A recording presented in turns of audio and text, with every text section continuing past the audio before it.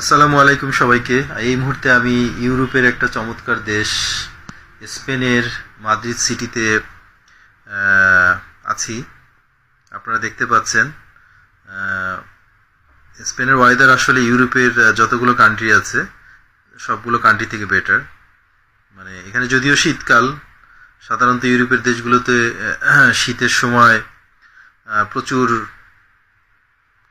তুষারপাত পড়ে, বৃষ্টি হয়, কিন্তু স্পেনে এসে আমি যেটা দেখছি আর কি, যেখানে ঠান্ডা আছে বাট ঠান্ডাটা হচ্ছে মানে কমফোর্টেবল, মানে অত বেশি ঠান্ডা না, যার কারণে চলাফেরা একটু ভারী জ্যাকেট বা সোয়েটার পরলে ভালো হয়। তারপরে এমন না যে ওইটা না পরলে চলাফেরা করা যাবে না। আমি খুবই হালকা ড্রেসে আছি, আমার কাছে অতটা শীত মনে হচ্ছে না এখানে আর কি। সো এই চমৎকার ওয়েদার এখানে তো এই দেশটি যদি কেউ ভিজিট করতে আসতে চান, হ্যাঁ, তো আমার কাছে মনে হয় যে আপনাদের চমৎকার, মানে এটা একটা ভালো ডিসিশন হবে।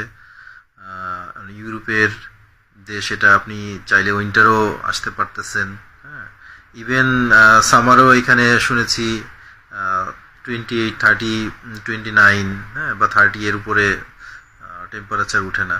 সো দ্যাটস গুড যে এখানে আপনারা চলাফেরা করতে, স্বাচ্ছন্দ্যে চলাফেরা করতে পারবেন।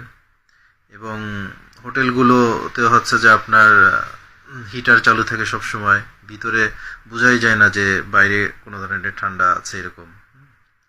তো তো আমি এখানে রিসেন্টলি আসছি, সো খুব বেশি বলতে পারছি না আমার এই স্বল্প অভিজ্ঞতা থেকে।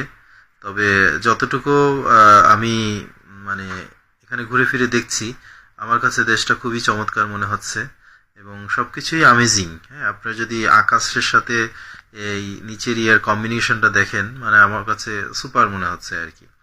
সো আপনারা চাইলে এই দেশে ভিজিটের জন্য অ্যাপ্লাই করে আসতে পারেন। প্রসিডিউরগুলো অনেক ইউটিউব আছে। আমি বেসিক্যালি কোনো ইউটিউবার না বা কোনো ব্লগার না। তবে কেউ যদি কিছু জানতে চান আমি অবশ্যই হেল্প করতে পারবো, কারণ আমি কিভাবে আসছি সেই জিনিসগুলো আমি প্রসেসটা বলতে পারবো এবং আমার অভিজ্ঞতাটা শেয়ার করতে পারবো। সো আপনারা যদি আমার এই ভিডিও ভালো লাগে অবশ্যই লাইক কমেন্টস করবেন, আমাকে অনুপ্রাণিত করবেন, তাহলে হয়তো আমি আরও ভিডিও তৈরি করব, আপনাদের সাথে শেয়ার করব। হ্যাঁ।